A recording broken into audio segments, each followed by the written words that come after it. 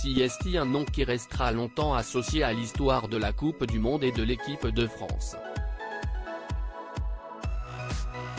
Just Fontaine, qui a fait le bonheur des supporters du stade de Reims entre 1956 et 1962, a réussi l'exploit de marquer 13 buts lors de la Coupe du Monde 1958, organisée en Suède. Un record encore jamais égalé et qu'il risque de garder encore pour un long moment.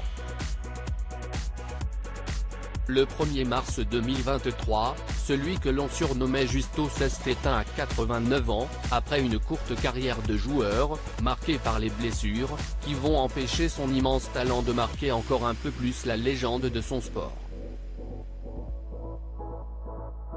Malgré tout, Just Fontaine a consacré sa vie à son sport et après une carrière de joueur très prolifique qu'il a vu inscrire 259 buts en 283 matchs en club, il est devenu entraîneur.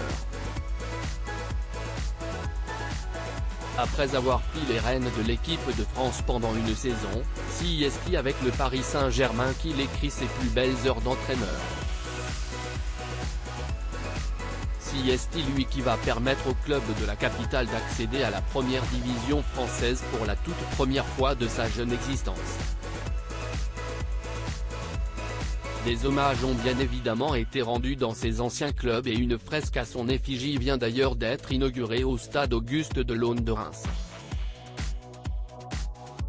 Guy Roux est le président intérimaire de la FFF présent aux obsèques lundi 6 mars, CST du côté de Toulouse, en la cathédrale Saint-Étienne qu'ont eu lieu les obsèques de Just Fontaine.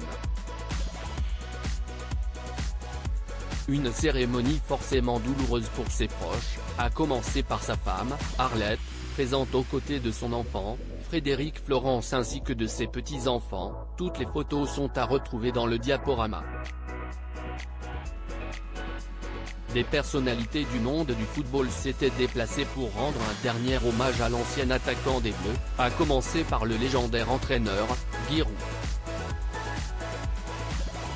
L'ancien président de la Ligue professionnelle de football, Frédéric Thiriet, ainsi que Philippe Diallo, le président intérimaire de la Fédération française de football étaient également présents, ainsi que l'homme d'affaires Jean-Claude Darmon.